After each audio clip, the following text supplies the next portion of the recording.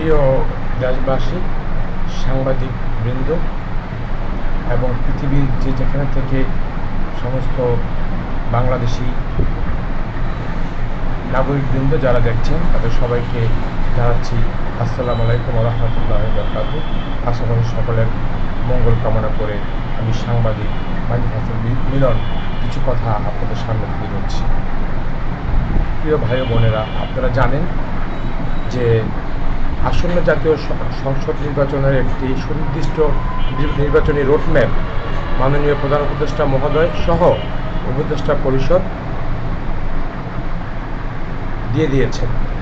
অর্থাৎ আগামী 2026 সালের ফেব্রুয়ারির প্রথম সপ্তাহে জাতীয় সংসদ নির্বাচন অনুষ্ঠিত হবে।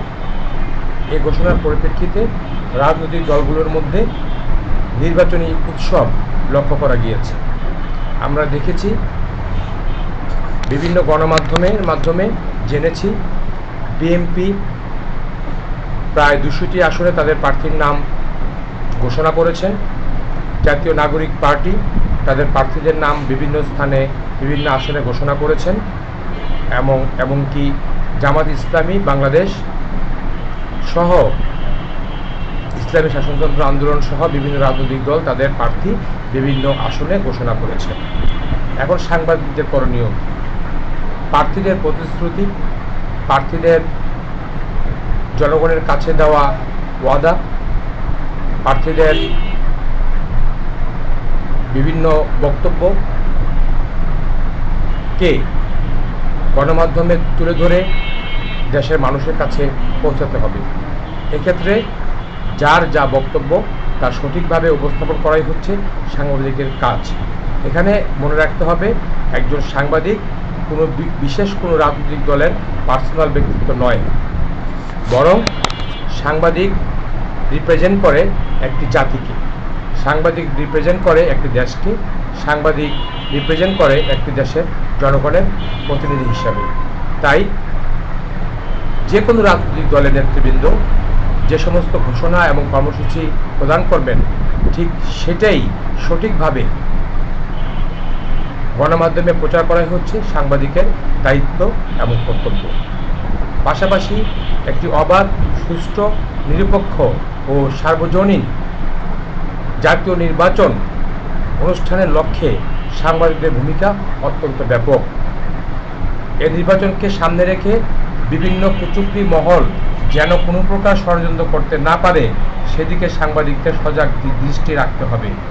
এ ধরনের কোনো তথ্য পেয়ে থাকলে অবশ্যই সরকারের সংশ্লিষ্ট প্রশাসনকে এবং আইনশৃঙ্খলা বাহিনীকে জানাতে হবে এবং তথ্য প্রদান করতে হবে।